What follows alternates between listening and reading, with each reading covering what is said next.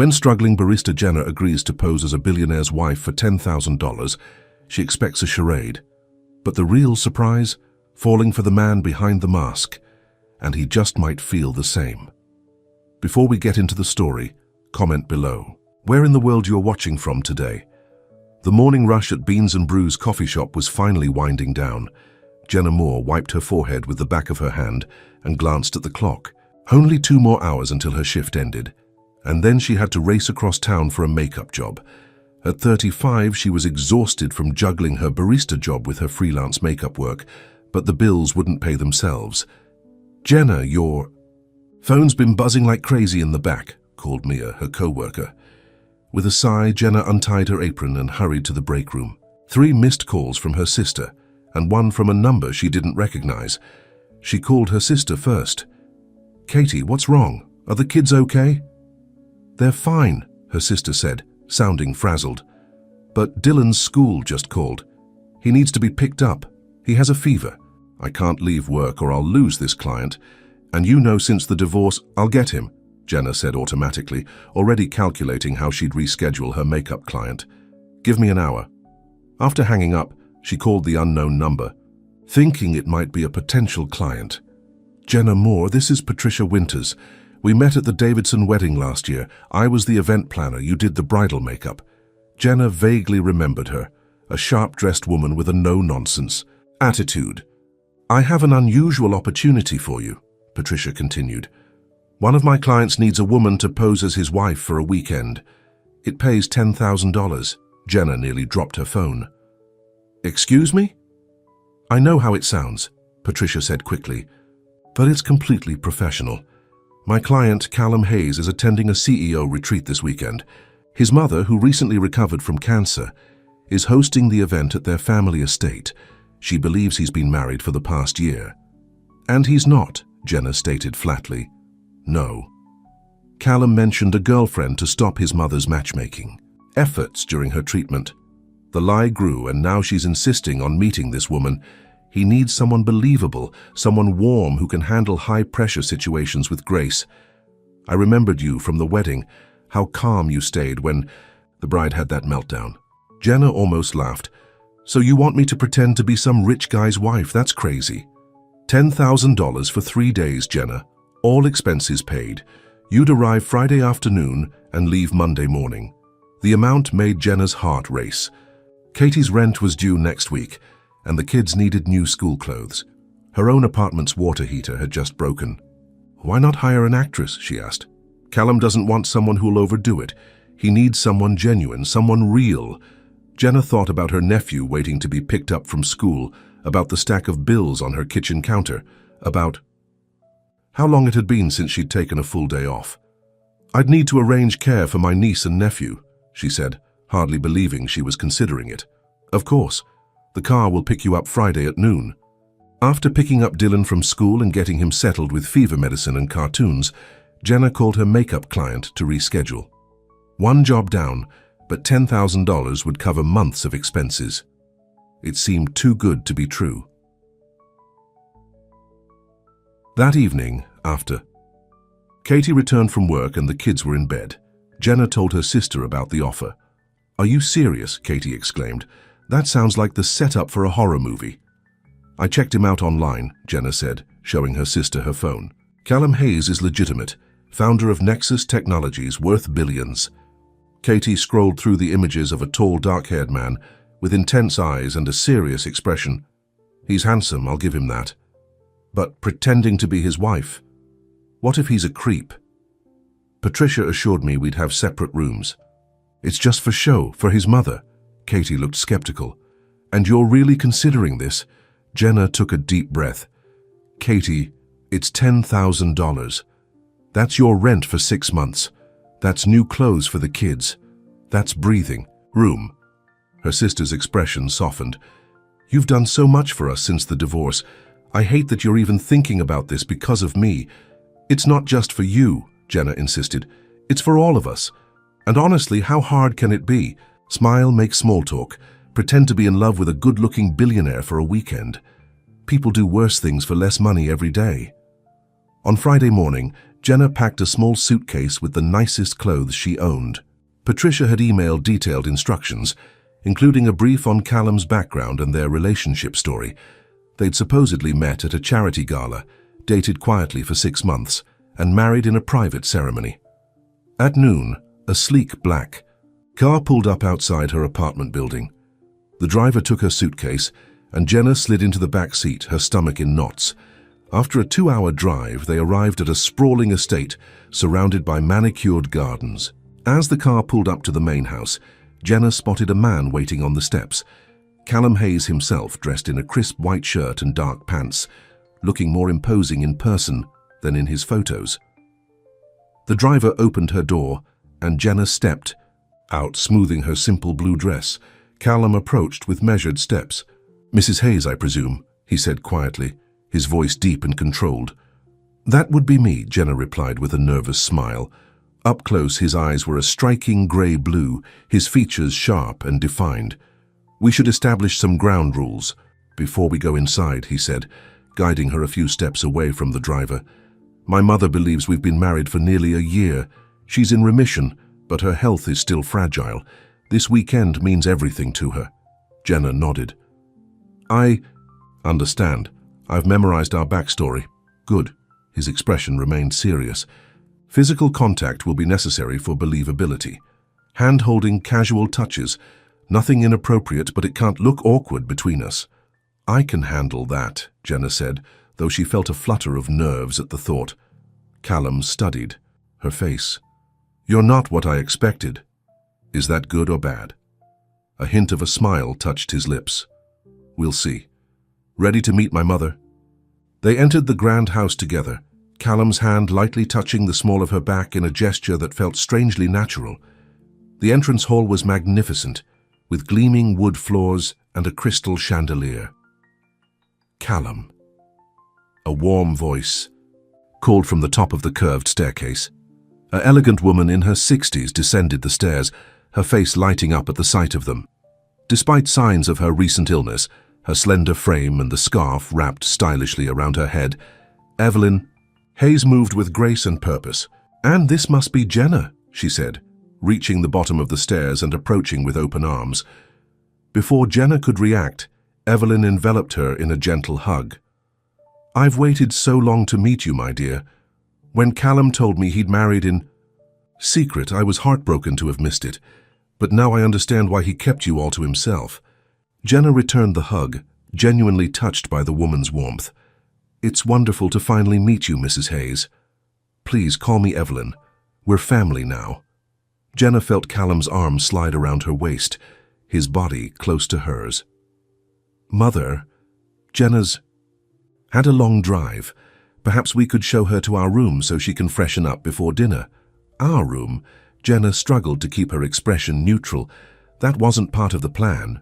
"Of course," Evelyn said, "though I hope you don't mind. I've scheduled a welcome dinner tonight with just a few guests. Nothing too overwhelming for your first evening." Callum guided Jenna up the stairs, his hand still on her waist. As soon as they were out of earshot, Jenna whispered, "Our room? Patricia said we'd have separate rooms." "Change of plans," Callum replied quietly. "My mother insisted on putting us in the master suite. Don't worry, it has a sitting area with a couch. I'll sleep there." He opened a door to reveal a stunning bedroom with a massive 4-poster bed, plush seating area, and doors leading to a private balcony. Jenna's suitcase had already been placed near an elegant dressing table. "Bathroom's through there," Callum said, pointing to a door. "Dinner's at 7. Wear something formal. My mother loves any excuse for guests to dress up." "Wait," Jenna said as he turned to leave. "Shouldn't we, I don't know, practice or something?" Callum raised an eyebrow. "Practice? You know, being a couple. If we've been married for a year, we should be comfortable around each other. Right? Now we're like awkward strangers." He considered this, then nodded. "You're right." He moved closer, and Jenna's breath caught. Slowly, he reached out and tucked a strand of hair behind her ear, his fingers lightly brushing her skin. "My wife wears her hair down more often than up. She drinks her coffee black in the morning but switches to tea in the afternoon. When she's nervous, she fidgets with her wedding ring." Jenna blinked, surprised by the detailed fiction he'd created. And my husband? A shadow of something, vulnerability perhaps, crossed his face. He works too much. He's better with computers than people, but he calls you every night when he travels, even if it's just to say goodnight. For a moment, Jenna could almost believe this man standing before her was someone who had shared her life for a year. Then he stepped back, breaking the spell. "I'll return at 6:30 to escort you to dinner," he said, his professional demeanor back in place. "The guests tonight are close friends of my mother's, plus my chief operating officer and his wife. There's also a chance my brother might make an appearance, though we haven't spoken in years." "You have a brother?" Jenna asked, realizing how little she actually knew about him. "Alexander, younger by 3 years. We had a disagreement over the company direction." His jaw tightened. "If he shows up, just follow my lead." After Callum left, Jenna sat on the edge of the massive bed, feeling overwhelmed. What had she gotten herself into? Pretending to be married to a man she'd just met, navigating family drama and business relationships, all while trying to appear genuinely in love. She unpacked her nicest dress, a deep green silk she'd bought on sale years ago for special makeup clients. It would have to do. As she hung it in the closet, she noticed Callum's suits already arranged inside, his shoes perfectly aligned below them. Everything about him was precise, controlled. While preparing for dinner, Jenna tried to calm her nerves by reminding herself this was just a job. A strange job, but still just a performance. She could do this. At exactly 6:30, Callum knocked on the door. When she opened it, she found him in a perfectly tailored dark suit, his hair combed back, looking every inch the successful CEO. His eyes widened slightly at the sight of her in the green dress, her hair falling in soft waves around her shoulders. "You look beautiful," he said, and for once his voice held no calculation. "Thank you," Jenna replied, feeling a blush rise to her cheeks. "You clean up nicely yourself," Callum offered his arm. "Ready, Mrs. Hayes?" Jenna took a deep breath and slipped her hand through his arm, feeling the solid warmth of him beside her. "As ready as I'll ever be." As they walked downstairs together, Callum leaned close to her ear. "Just be yourself," he whispered. "That's why I chose you." His words sent an unexpected thrill through her. For just a moment, as they descended the grand staircase arm in arm, it was easy to forget this was all pretend. Too easy, in fact, and that worried her more than anything else. The dining room sparkled with crystal and silver, candlelight casting a warm glow over the elegantly set table. As Callum led Jenna into the room, 5 faces turned to observe them with obvious curiosity.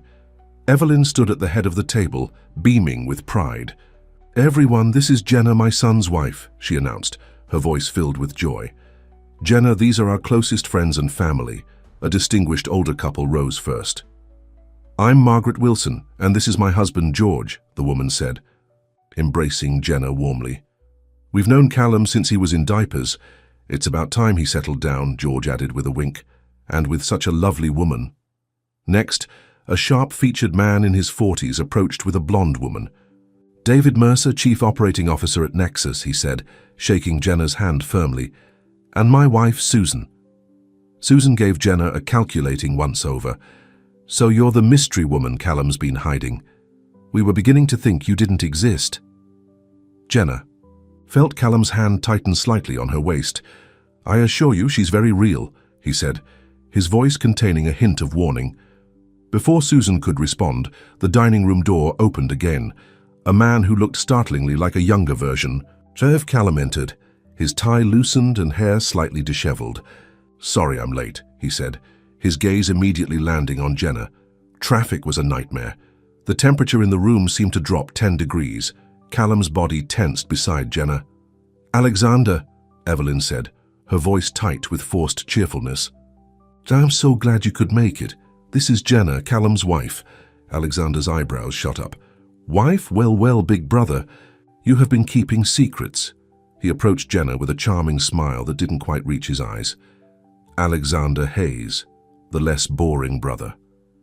"It's nice to meet you," Jenna said politely, feeling the tension radiating from Callum. "Let's all sit down," Evelyn suggested, clearly trying to diffuse the situation. Martha has prepared her famous roast. Dinner was a masterclass in strained politeness. Callum and Alexander avoided speaking directly to each other, while Susan Mercer peppered Jenna with questions about her relationship with Callum. "So where did you two meet again?" Susan asked, swirling her wine.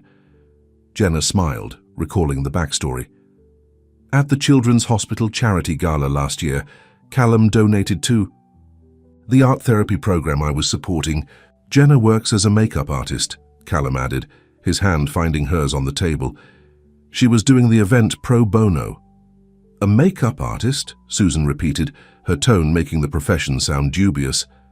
"How interesting."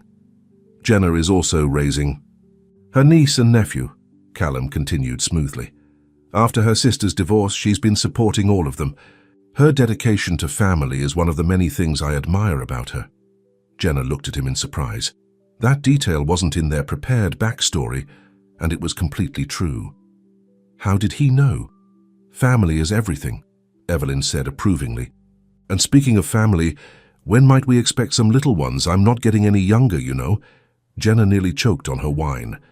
Callum calmly passed her a napkin.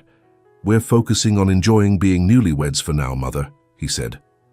"But children are definitely in our future." His hand squeezed Jenna's gently, and she found herself wondering what Callum would be like as a father. Would he be warm and attentive or distant like he seemed with most people? "Well, don't wait too long," Margaret chimed in. "The best years of our lives were raising our children, weren't they, George?" As the conversation shifted to reminiscing about Callum's childhood, Alexander leaned forward.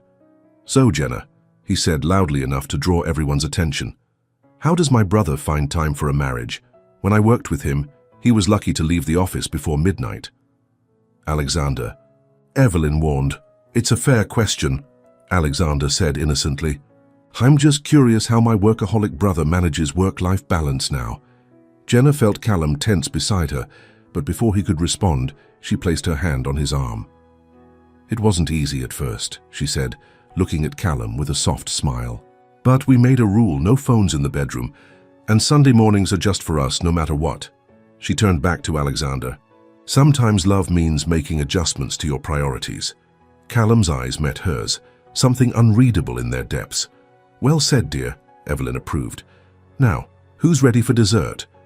After dinner, the group moved to the formal living room. For coffee, Jenna found herself seated beside Evelyn on a plush sofa, while Callum was pulled into a conversation with David Mercer across the room. "He looks at you differently," Evelyn said quietly.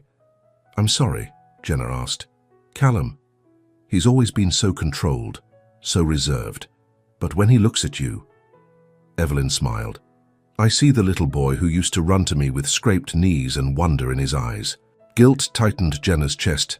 "Callum is not always easy to read." "That's putting it mildly," Evelyn chuckled. "After his father died, when Callum was just 14, he took it upon himself to be the man of the house. He grew up too fast." Her eyes grew distant. "When I got sick last year, do you know what he did? Moved every important meeting to the hospital so he could sit with me during treatments. Never let me see how worried he was." Jenna watched Callum across the room, seeing him in a new light. "He cares deeply about you." "And about you," Evelyn added. "I can tell." "Promise me something, Jenna. Don't let him retreat into his work when things get difficult. He needs someone to pull him back into life." Before Jenna could respond, Alexander dropped into the seat on her other side. "So, sister-in-law," he said, his voice lowered, "what's the real story? What does a makeup artist see in my brother besides his bank account?" Jenna stiffened. "I understand you and Callum have your differences, but I'd appreciate if you wouldn't insult our relationship." Alexander raised his hands in surrender. "No insult intended, just curious. Callum's not exactly known for his warm personality." "There's more to your brother than most people see," Jenna said firmly. "Is there?" Alexander's eyes narrowed. "Or is there less? The great Callum Hayes, all business, no heart. Ask him about the Palmer acquisition. Ask how many families lost their livelihoods because of his strategic restructuring." "Alexander, that's enough," Callum's voice cut in sharply. He stood over them, his expression hard. "It's getting late and Jenna and I have had a long day." "Of course," Alexander smirked. Wouldn't want to keep the newlyweds from their alone time. Evelyn rose, looking tired. Yes, it is getting late. Thank you all for coming tonight. We'll see everyone tomorrow for the retreat activities. As the guests made their goodbyes, Callum kept his arm firmly around Jenna's waist. When they finally returned to their suite, he immediately loosened his tie with a frustrated sigh. I apologize for my brother, he said, pacing the room, and for Susan Mercer's rudeness. It's okay, Jenna said, slipping off her heels. Family gatherings are never easy. Callum stopped pacing and looked at her. You were remarkable, especially with Alexander. I have a knack for difficult people. Comes with the territory when you work with brides on their wedding day. She smiled, trying to lighten the mood. He didn't smile back. What else did Alexander say to you? Jenna hesitated. He mentioned something about a Palmer acquisition. Said, people lost their jobs because of it. Callum's jaw tightened. Palmer Technologies was failing when we acquired it. Their products were outdated, their management corrupt. Yes, we cut jobs. The alternative was bankruptcy and everyone losing. Their positions. He ran a hand through his hair. Alexander wanted to keep the entire workforce, bleed money for years trying to save a sinking ship. It wasn't feasible.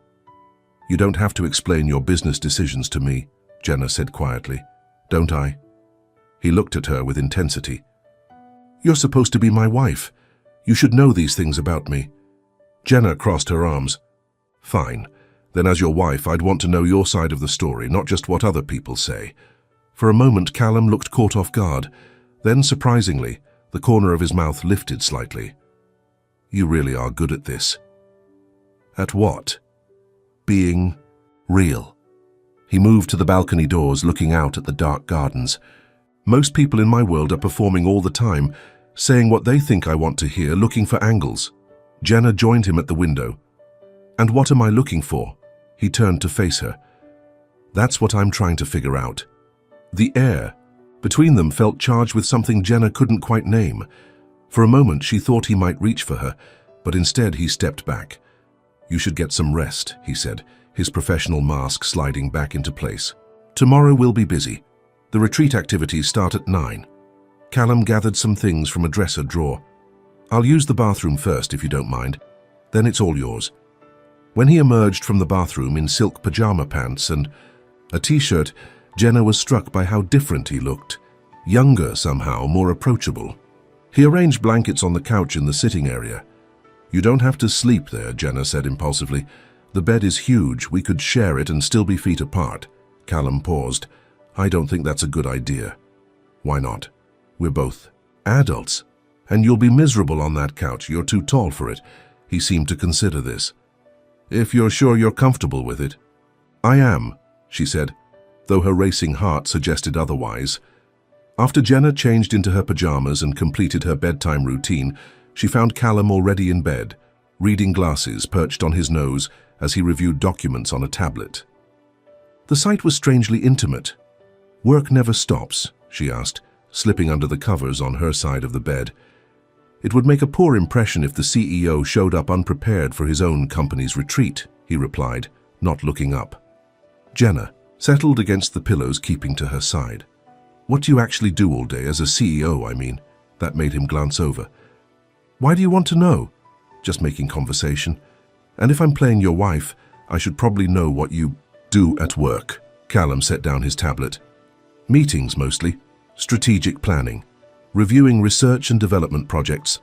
Right now we're developing medical technology that could revolutionize rural healthcare access. His voice changed when he talked about his work becoming more animated. Jenna found herself genuinely interested. That actually sounds meaningful. It is, he said, and for once he didn't sound defensive. Technology should improve lives, not just make money. Is that what you and Alexander disagreed about? Callum was quiet for a moment. Partly. Alexander wanted faster returns, flashier products. I wanted sustainable growth and meaningful impact. He removed his reading glasses. But the real break came when our mother got sick. I took time away to be with her. Alexander made some decisions in my absence that nearly tanked a key project.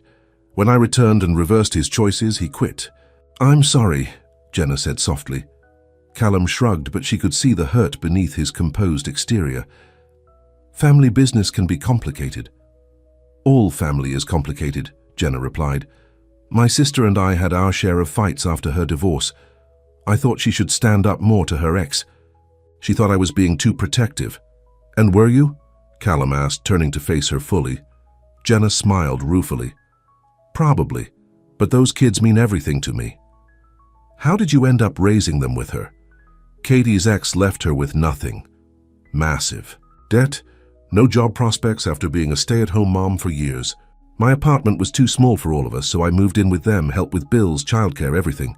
She sighed. Hence the makeup jobs and barista work. Callum watched her face. That's a lot of responsibility you didn't ask for. You. Do what you have to for family, Jenna said simply. They fell into a comfortable silence. Jenna felt her eyelids growing heavy. What time did you say those activities start tomorrow? 9, Callum replied, turning off his tablet. But breakfast is at 8. Jenna murmured, already half asleep. Don't let me oversleep.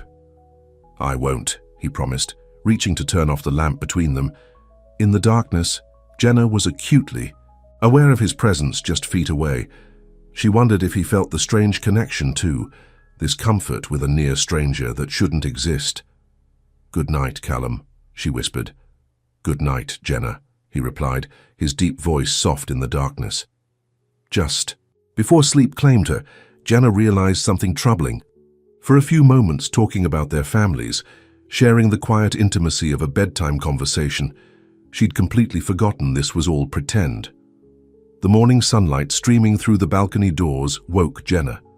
She blinked momentarily, disoriented by the luxurious surroundings. Then she felt something warm against her back and froze. Somehow during the night, the careful distance between them had vanished. Callum's arm was draped over her waist, his body curved protectively around hers. His steady breathing told her he was still asleep. Jenna remained perfectly still, her heart racing. She should move away, return to her side of the bed before he woke up. This wasn't part of their arrangement, but it felt nice, safe, real, and that was the most dangerous thing of all. Jenna held her breath as Callum stirred behind her.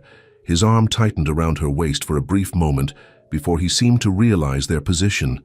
He quickly pulled away, rolling to his side of the bed. I apologize, he said, his voice rough with sleep. I didn't mean to. It's fine, Jenna cut in, sitting up and keeping her back to him to hide her flushed cheeks. We were asleep.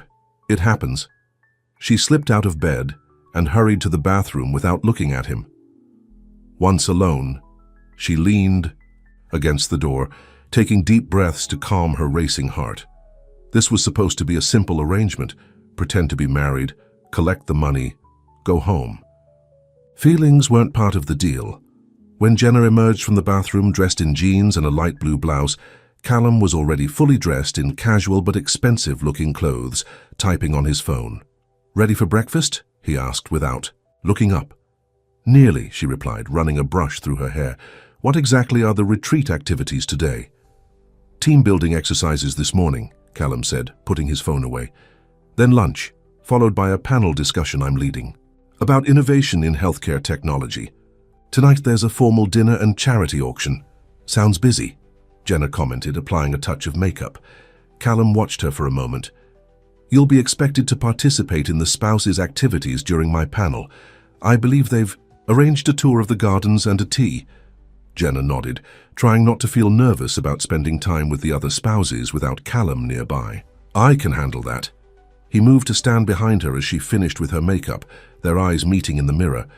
About last night, what Alexander said, it doesn't matter, Jenna said firmly. I'm not here to judge your business decisions or take sides in your family drama. Something flashed in his eyes, relief maybe, or disappointment. Right, this is just a job for you. The words stung more than they should have. Isn't that what you wanted? Someone to play a role? Before Callum could answer, a knock sounded at their door. Breakfast in 15 minutes, called a cheerful voice, Evelyn's.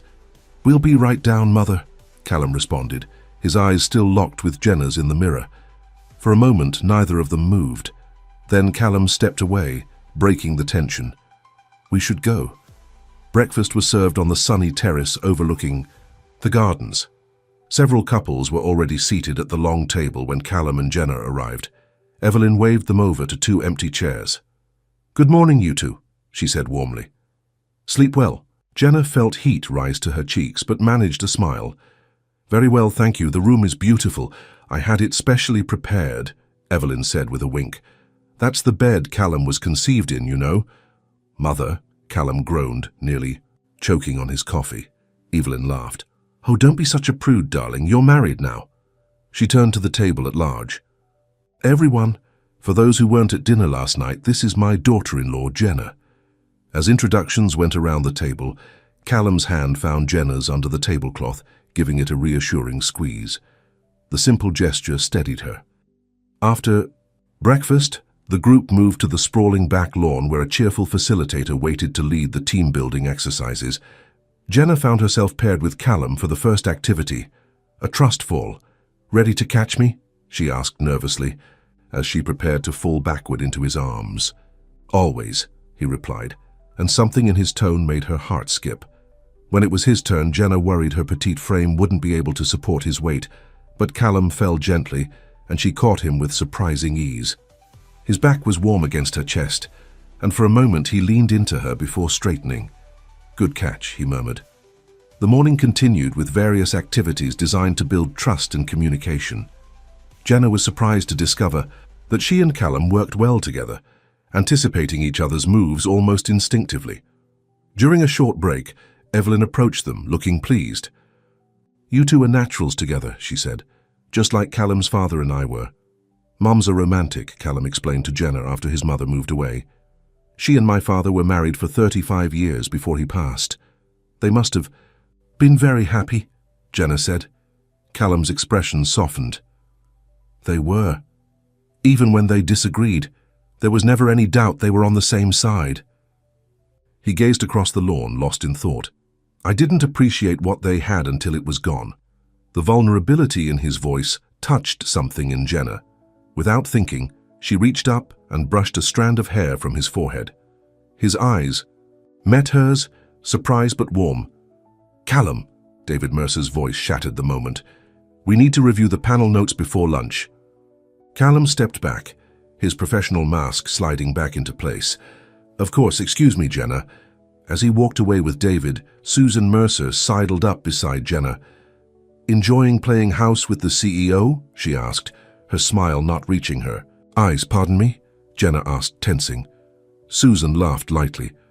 "Oh, don't look so alarmed. I'm just making conversation. It must be quite an adjustment, moving from whatever you did before to this world." "I'm still a makeup artist," Jenna said evenly. "Marriage didn't change my career." "How progressive of Callum," Susan remarked. "Though I imagine it won't be long before you're running a charity or sitting on some museum board. That's what wives in this circle typically do." Before Jenna could respond, Alexander appeared beside them, looking more put together than he had the previous night. "Ladies," he greeted them. "Susan, could I steal my sister-in-law for a moment?" Susan smiled tightly. "Of course. We'll chat more at the tea, Jenna." As Susan walked away, Alexander guided Jenna toward a stone bench near a flowering hedge. "Don't let her get to you," he said. "Susan's been trying to climb the social ladder for years. She sees you as competition." "I'm not competing for anything," Jenna replied cautiously. Alexander studied her face. "You really aren't, are you? That's refreshing." He sat on the bench, gesturing for her to join him. "I owe you an apology for last night. I was testing you." "Testing me?" "My brother hasn't had the best judgment when it comes to relationships. His last girlfriend was only interested in what Callum could do for her career." Jenna thought about the $10,000 waiting for her at the end of this weekend and felt a stab of guilt. "You're protective of him," Alexander laughed. "Don't sound so surprised. We may have our differences, but he's still my brother." His expression grew serious. "The thing is, I've never seen him look at anyone the way he looks at you." Jenna's heart stuttered. "How does he look at me?" "Like you're real," Alexander said simply. "Like he sees you." A bell rang, signaling lunch.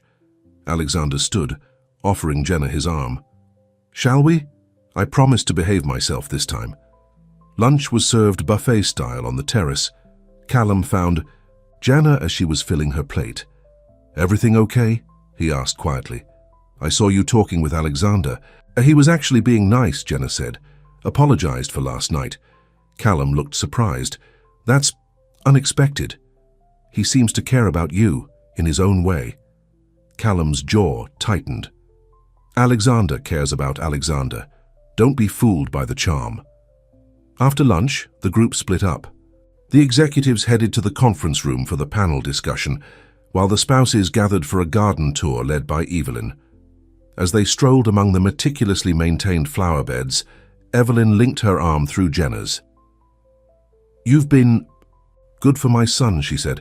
"I see a lightness in him I haven't seen in years." Guilt gnawed at Jenna.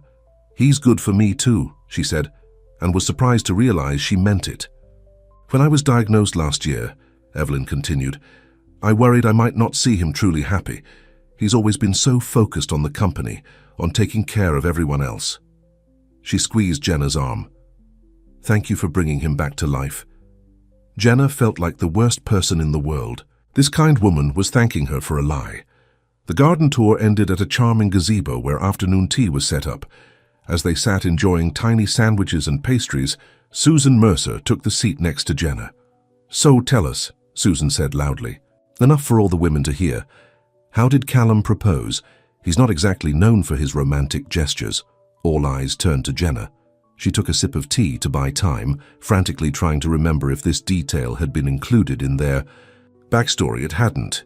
"It was actually very simple," she began, deciding to speak from the heart. "We were at my apartment. I'd had a terrible day. A bride had freaked out at the last minute and changed her entire look. My sister's ex was late with child support again, and the kids were both sick." She smiled at the memory she was creating. Callum showed up with soup for the kids and takeout for us. After the children were asleep, we sat on my tiny balcony with these mismatched mugs of tea, and he just asked me. "No ring, no grand gesture?" one of the women asked, sounding disappointed. "He had a ring," Jenna said, "but what mattered was that he saw what I needed that day. Not a fancy dinner or a public spectacle, but just support, partnership." She twisted the simple band Callum had given her to wear for the weekend. "That's worth more than any diamond."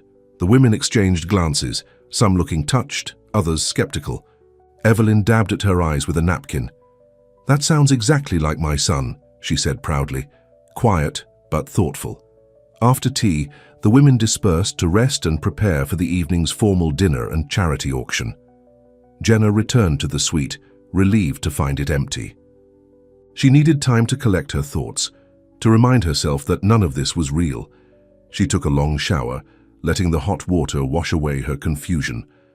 When she emerged, wrapped in a plush towel, she was startled to find Callum sitting on the edge of the bed, his tie loosened and jacket discarded.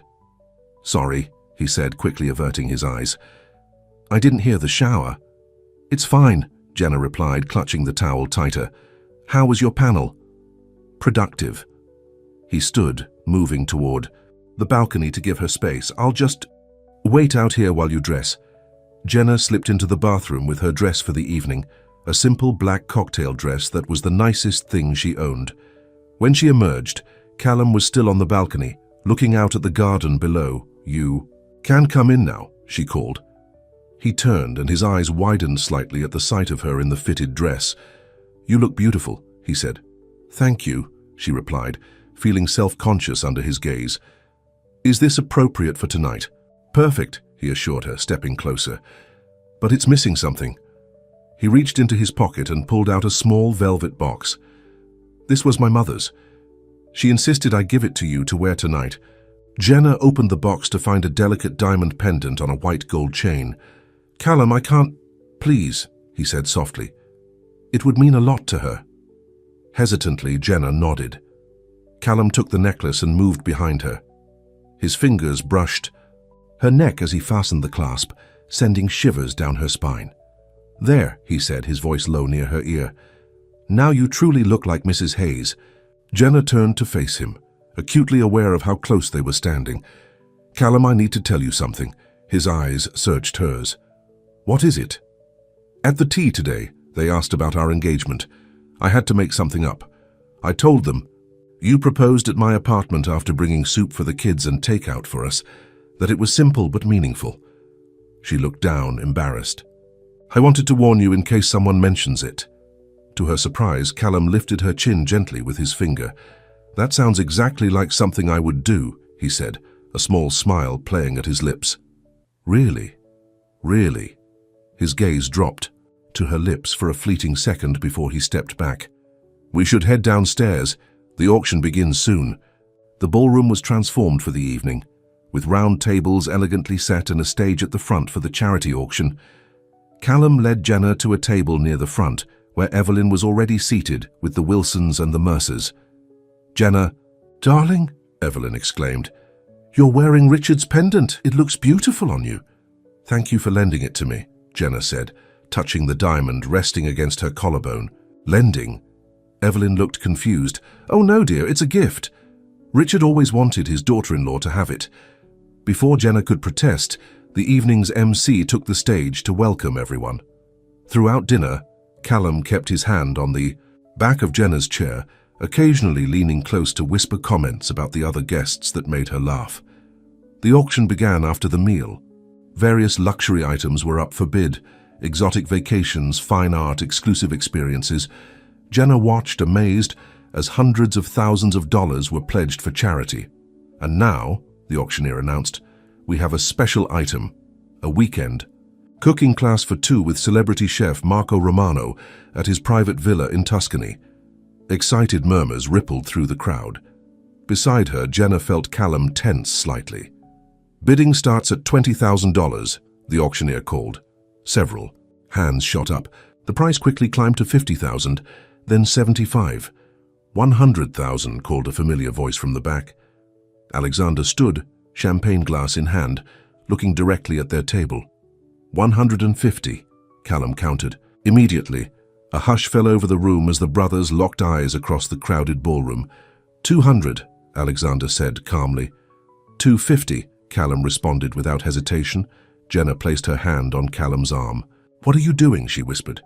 "He knows," Callum said under his breath. "Marco Romano was our father's favorite chef. Mother always wanted to take his class." The bidding continued until it reached $500,000. The room was now completely silent, all eyes on the Hayes brothers. $550,000, Alexander called, a challenging glint in his eye. Callum hesitated. Beside him, Evelyn touched his hand. "It's just an auction, darling. Let it go." But Jenna could see the determination in Callum's jaw. This wasn't just about a cooking class anymore. "Wait," she said suddenly, rising to her feet. All eyes turned to her. "May I make a suggestion?" The auctioneer nodded, looking curious. "Given the exceptional generosity of both Mr. Hayes and his brother," Jenna said clearly, "perhaps Chef Romano would consider offering 2 weekends. Both gentlemen could make their donations to this worthy cause, and both could enjoy the experience." A murmur of approval ran through the crowd. The auctioneer conferred briefly with someone off stage, then nodded. "Chef Romano is delighted to accommodate this arrangement, especially for such generous donations." Applause broke out. Callum stared at Jenna with an unreadable expression. Across the room, Alexander raised his glass in a small salute. As the evening wound down and guests began to depart, Alexander approached their table. "Clever solution," he said to Jenna. Then, to Callum, "Perhaps Mother would like to join me for my weekend with Chef Romano." Evelyn's face lit up. "I would love that, Alexander." She turned to Callum. "And you can take Jenna for yours. A second honeymoon of sorts." Jenna felt her cheeks heat up. There would be no second honeymoon because there had been no first one. By Monday, this would all be over. "Excuse me," she said suddenly, needing some air. "I'll be right back." She slipped out of the ballroom onto a small terrace. The night air was cool against her flushed skin. She leaned against the stone balustrade, taking deep breaths. "Are you all right?" Callum's voice came from behind her. She turned to find him, watching her with concern. "Just needed some air." He joined her at the railing, close enough that she could feel the warmth of him. "What you did in there, with the auction, thank you." It seemed like the logical solution, she said with a shrug. Most people wouldn't have thought of it. He studied her face in the moonlight.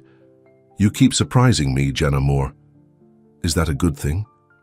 Yes, he said softly. It's a very good thing. A cool breeze made Jenna shiver.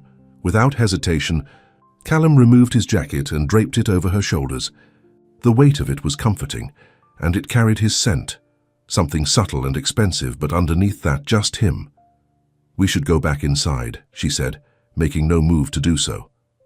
We should, he agreed, staying exactly where he was. Their eyes met and held. For one breathless moment, Jenna thought he might kiss her. She found herself hoping he would. Instead, Callum stepped back slightly. Jenna, this arrangement, it's not what I expected. What do you mean? He ran a hand through, his hair looking uncharacteristically uncertain. I mean that pretending to be married to you doesn't feel like pretending anymore. Her heart raced. Callum, I know, he cut in quickly. You're here to do a job. I'm paying you to play a role. I have no right to complicate things. You're not complicating things, Jenna said quietly. I am. Callum looked at her questioningly. Because I feel it too, she admitted. For a long moment they stood in silence, the weight of their confessions hanging between them. Then, from inside, Evelyn's voice called Callum's name. We should go back, Jenna said reluctantly. Callum nodded, but before they turned to leave, he took her hand in his, interlacing their fingers in a gesture that felt more intimate than any kiss could have been.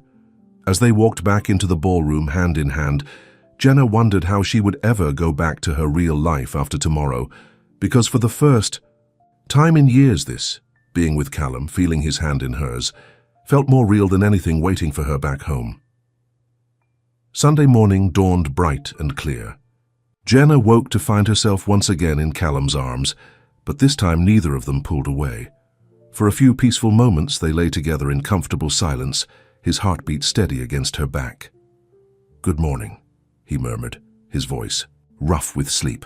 Morning, she replied, turning to face him. In the soft morning light, with his hair tousled and his expression unguarded, he looked younger, more approachable than the stern CEO the world knew. What time is it? She asked. Callum glanced at the clock. Just after 7, we don't need to be downstairs until 9. The retreat wraps up with brunch and closing remarks, then everyone heads home.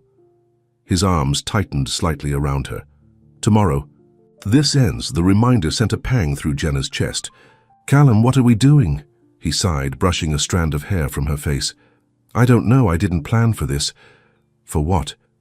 For you, he said simply. For how real this would feel.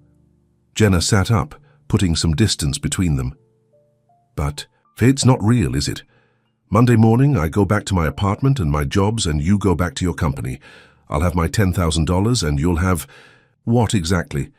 Callum sat up as well, his expression troubled. Is that what you want? To just go back to your life as if this never happened?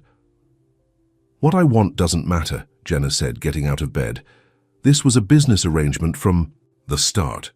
What happens now wasn't part of the deal. So we just pretend the feelings aren't real? Callum asked, a rare edge of frustration in his voice. Jenna turned to face him. Are they real, Callum? Or is this just the situation? Playing house in this beautiful place, having everyone think we're in love. How do we know what's genuine? And what's performance anymore? Before he could answer, a knock sounded at their door. Room service, called a cheerful voice. Callum ran a hand through his hair. I didn't order anything. He pulled on a t-shirt and opened the door to find a smiling staff member with a covered tray. Compliments of Mrs. Hayes Sr., the young man said. She said to tell you both to take your time this morning. After the server departed, Callum brought the tray to the bed, fresh coffee, warm pastries, fruit, and a note in elegant handwriting. To my dear children, enjoy your last morning of peace before returning to the real world. With all my love, Evelyn. Your mother is very thoughtful, Jenna said softly. She likes you, Callum replied, pouring coffee into 2 delicate cups. She hasn't stopped talking about what a perfect match we are. Guilt twisted in Jenna's stomach. Callum, we can't keep lying to her. He handed her a cup, their fingers brushing. I know. They ate breakfast in a weighted silence, both aware of the ticking clock on their arrangement. When they finally dressed and headed downstairs, the easy intimacy of the morning had been replaced by an uncertain tension. The final brunch was held on the main lawn under a white tent. Round tables were set with flowers and fine china, while servers circulated with champagne and orange juice. Evelyn waved them over to her table, where Alexander was already seated. "There they are," Evelyn said happily. "I hope you enjoyed your breakfast in bed." "It was perfect, thank you," Jenna replied, accepting a kiss on the cheek from her mother-in-law. Alexander studied them both with curious eyes. "You two look intense this morning. Trouble in paradise?" "Just tired," Callum said shortly. "It's been a full weekend." Before Alexander could press further, David Mercer approached their table. "Callum, could I speak with you before you leave? There's a situation with the Singapore office that needs your attention." Callum squeezed Jenna's hand. "I'll be right back," he promised before following David away from the tent. "I should check on the kitchen," Evelyn said, rising from her seat. "They're preparing gift baskets for everyone to take home." Suddenly alone with Alexander, Jenna braced herself for more probing questions or barbed comments. Instead, he leaned forward with surprising sincerity. "He's different with you," Alexander said. "Happier, more like the brother I grew up with." Jenna looked down at her champagne flute. "People change." "Not Callum, not for years anyway, not since he took over the company and decided he had to be the perfect CEO, the perfect son." Alexander's eyes were serious. "Until you." "You don't know me," Jenna said quietly. "I know enough," he replied. "I know my brother. And I know you're not what I expected when I heard he'd married someone no one had met." "What did you expect?" Alexander shrugged.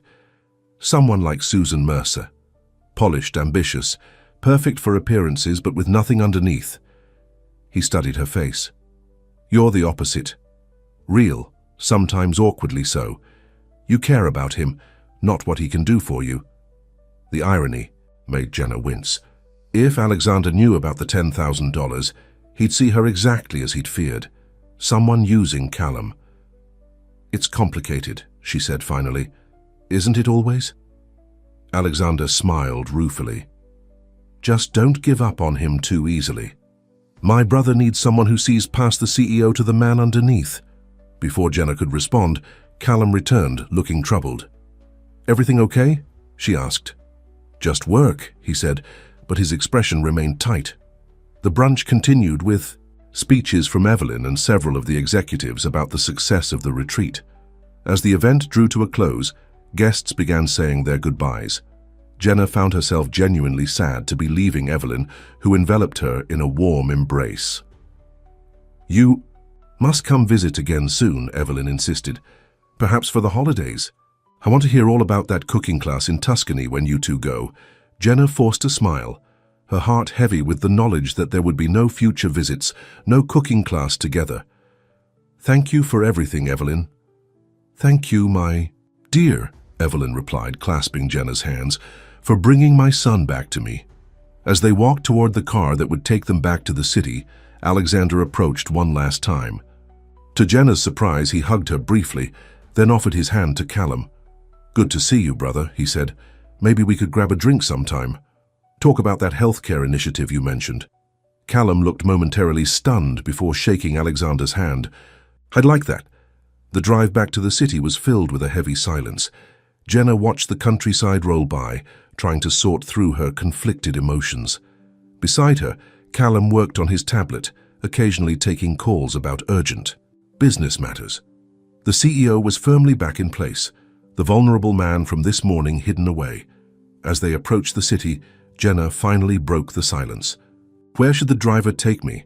My apartment or somewhere else?" Callum looked up from his work, his expression unreadable. "I thought we might go to my place first, to talk." "About what?" "About what happens next." He set his tablet aside. "Unless you'd rather just end it here." Jenna thought about the easy option, going home, depositing her check, returning to her normal life. But something in Callum's eyes made her nod. "Okay, your place." Callum's penthouse was exactly what Jenna had expected, sleek, modern, and immaculately decorated, with floor-to-ceiling windows offering a spectacular view of the city.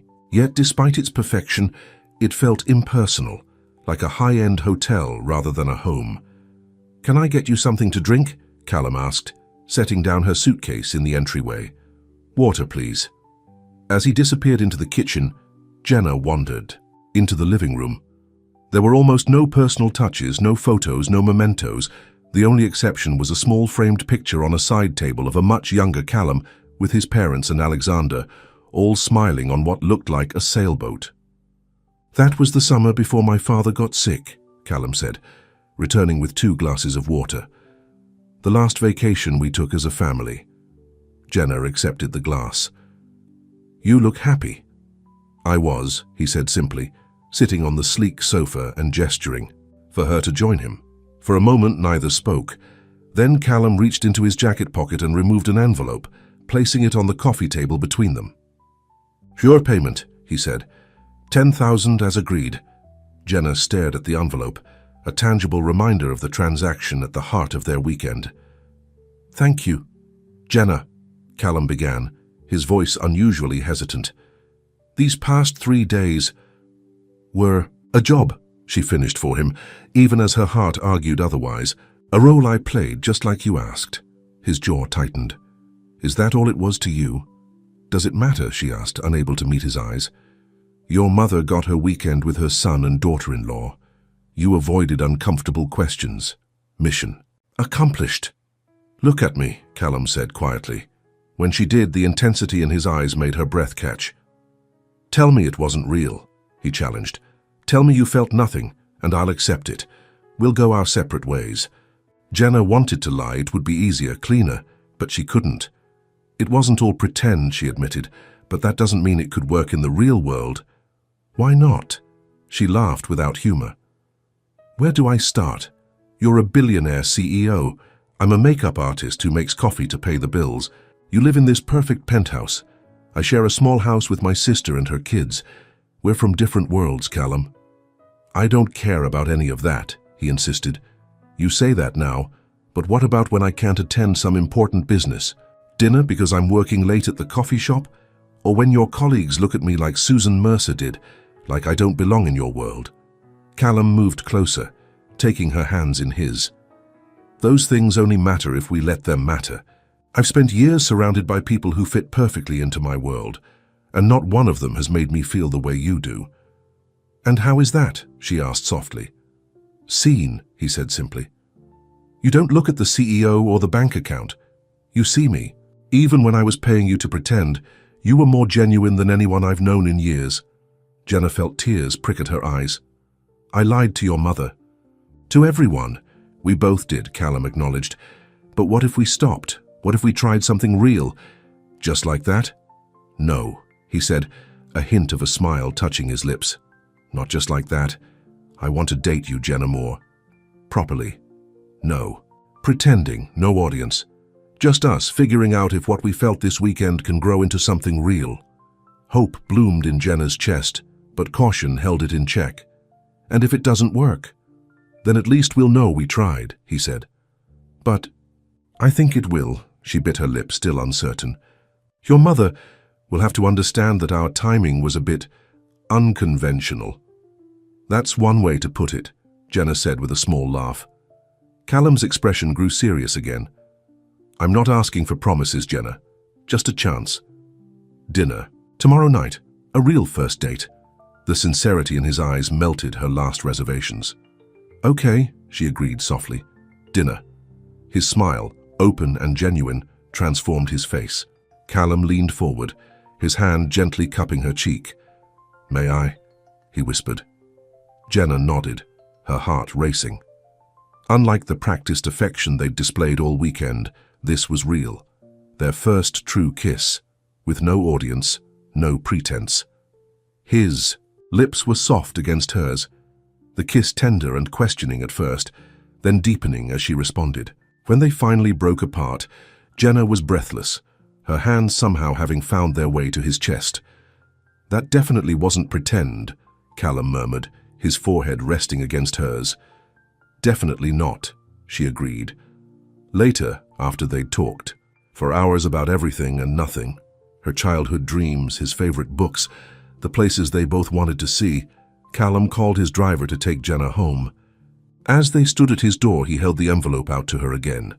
"Take it," he said. "A deal is a deal." Jenna hesitated, then shook her head.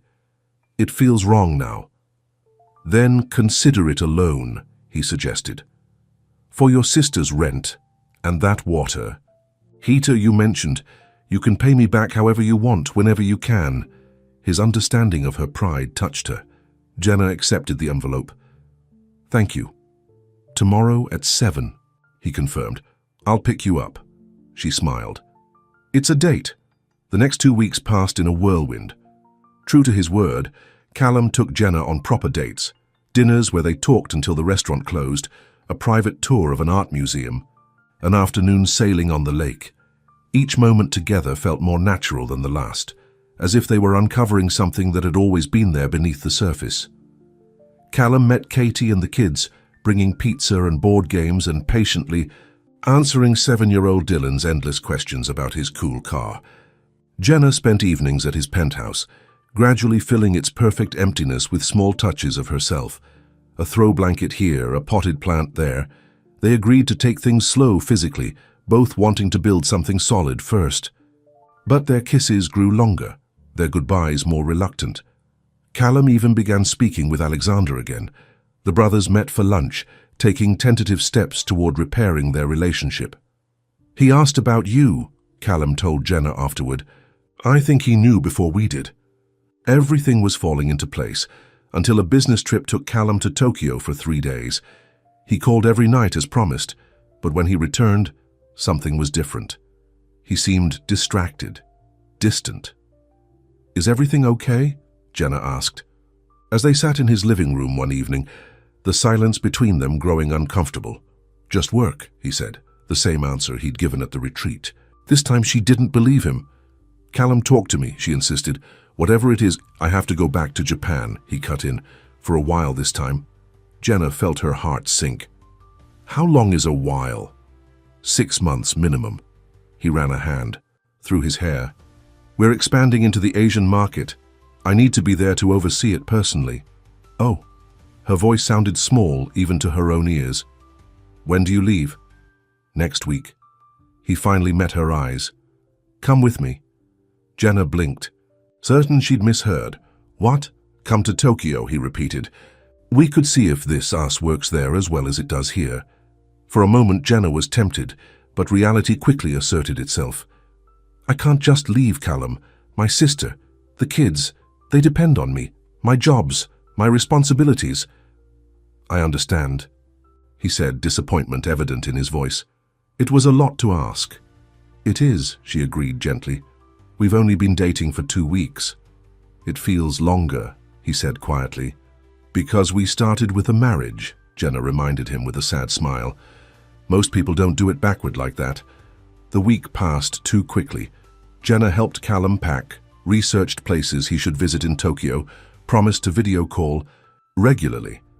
But as his departure grew closer, a feeling of inevitability settled over her. Long-distance relationships were hard enough without adding their vastly different lives to the equation. The night before he was to leave, Jenna came to his penthouse for dinner. They'd both been careful all evening, too polite, too controlled. When Callum excused himself to take a business call, Jenna wandered to the windows, looking out at the city lights as tears threatened.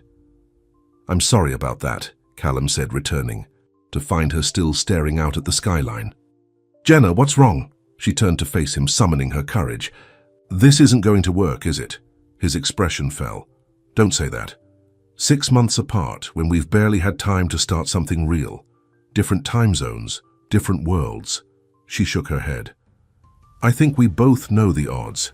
Callum closed the distance between them, taking her hands in his. "I don't care about odds, I care about you." "And I care about you," she said softly. "That's why I think we should be honest with ourselves." "And what's the honest truth, Jenna?" His voice was tight with emotion. Tell me what you really think is happening here." Tears spilled down her cheeks. "I think we got caught up in a fantasy. Playing house in a beautiful setting, everyone believing we were in love. Maybe we started to believe it too." "That's not what happened," Callum insisted. "What I feel for you is real." "Maybe it is," she acknowledged. "But sometimes reality isn't enough. You have your life, your responsibilities. I have mine. We tried to bridge two different worlds, and for a little while it seemed possible. But your world is pulling you to Tokyo and mine is keeping me here. So that's it." Anger flashed in his eyes. "You're giving up before we've really started?" "I'm being practical," Jenna said. "Something I thought you'd understand." "This isn't about being practical. This is about being afraid," Callum replied. "You're looking for excuses because you're scared this could be real. The accusation stung because there was truth in it." "Maybe I am afraid," she admitted. "Afraid of falling for someone whose life will never truly align with mine. Afraid of what happens when the fantasy ends and reality sets in." Callum's jaw tightened. "I see." He stepped back, his walls visibly rising. "I won't beg you to believe in us, Jenna. I'm not asking you to," she said softly. They stood in silence, the city lights twinkling behind them like the stars they couldn't see. "I should go," Jenna finally said, gathering her purse. Callum nodded stiffly. "I'll have the driver take you home." Their goodbye was painfully formal, so different from the easy intimacy they'd shared just days before. As the elevator doors closed between them, Jenna felt a piece of her heart staying behind, with the man who had somehow, against all odds, come to mean so much to her in such a short time. 2 weeks passed. Jenna threw herself into work, picking up extra shifts at the coffee shop and booking as many makeup clients as possible. She helped Katie find a better-paying job, fixed the water heater in her apartment, and tried not to check her phone every 5 minutes for messages that didn't come. Callum had texted once to let her know he'd arrived safely in Tokyo. She'd responded with a simple "thank you." Nothing more. Every night she checked social media and business news, catching glimpses of him at corporate events in Japan. He looked the same, handsome, composed, successful. But she noticed the shadows under his eyes, the way his smile never quite reached them. One rainy evening, as Jenna closed up the coffee shop alone, her phone rang with an unexpected name: Alexander Hayes.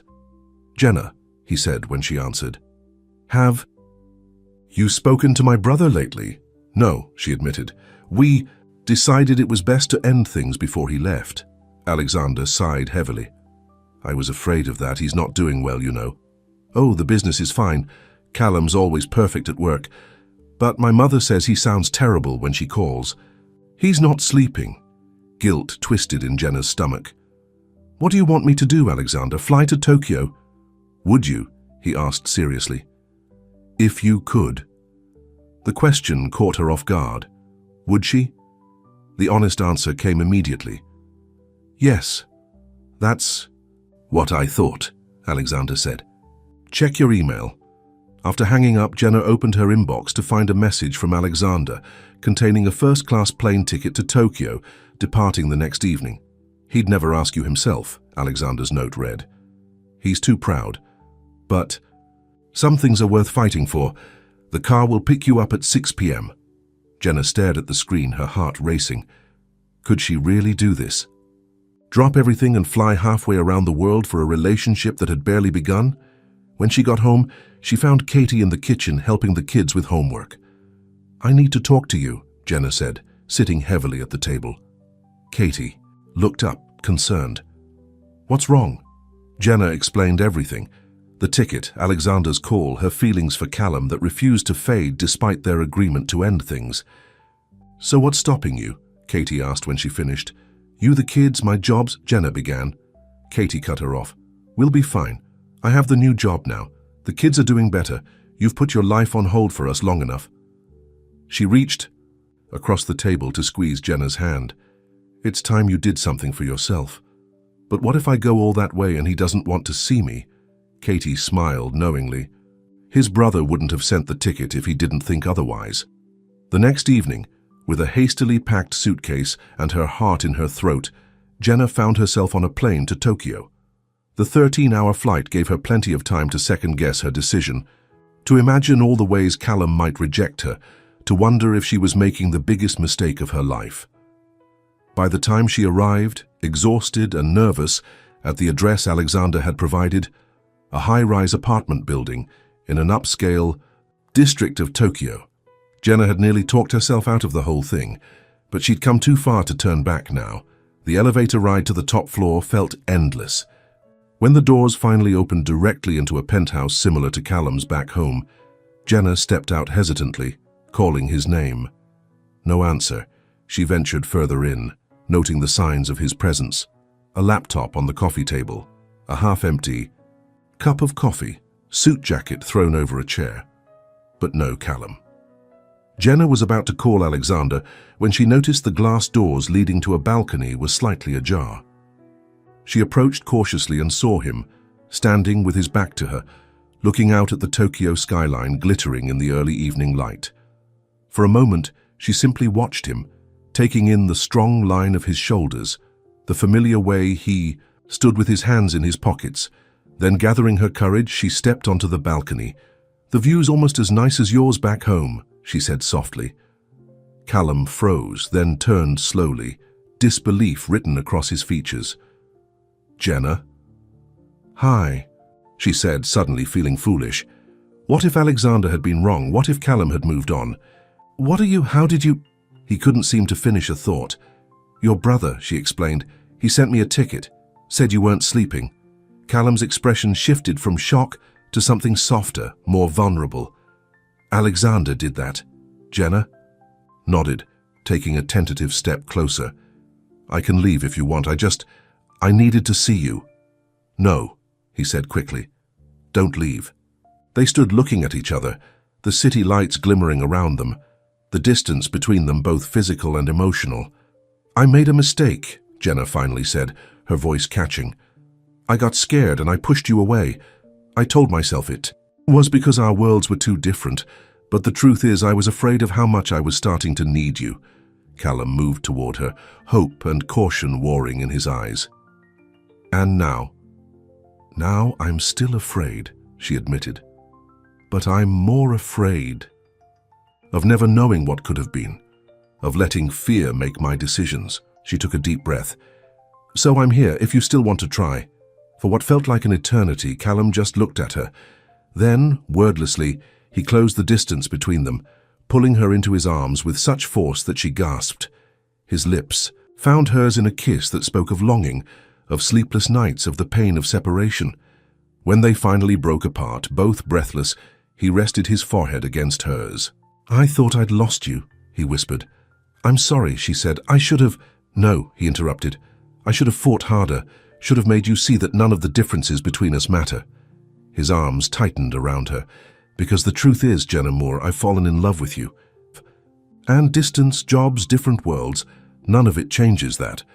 Tears spilled down Jenna's cheeks. "I love you too," she whispered. Callum brushed her tears away with gentle fingers. "So, what now?" "I don't know," she admitted. "I didn't exactly plan past showing up at your door." He laughed, the sound warming her heart. "How long can you stay?" "A week," she said. "Katie insisted I take the time off." "A week," he repeated thoughtfully. "Not enough, but it's a start." He took her face in his hands. "We'll figure out the rest as we go, together." As he kissed her again, the Tokyo skyline sparkling around them like stars, Jenna knew they'd face challenges. Distance, different responsibilities, two worlds trying to merge. None of it would be easy. But standing in Callum's arms, feeling his heart beat against hers, she also knew they'd find a way. Because what had started as a weekend pretending to be in love had become something neither of them had expected. Something real, something worth fighting for. 6 months later, as Jenna waited at the airport for Callum's return flight from Tokyo, she fingered the key to their new home. Not his penthouse, not her small apartment, but a place they'd chosen together that sat somewhere in between their worlds. A place where her sister and the kids could visit comfortably. a place where Callum could leave his CEO persona at the door. When he finally emerged from the gate, looking tired but happy, his face lit up at the sight of her. As she ran into his arms, Jenna marveled at how a simple business arrangement, just for the weekend, had changed everything. Sometimes the best things in life came from the most unexpected beginnings. And sometimes, just sometimes, pretending. To be in love was the first step to finding the real thing. The end.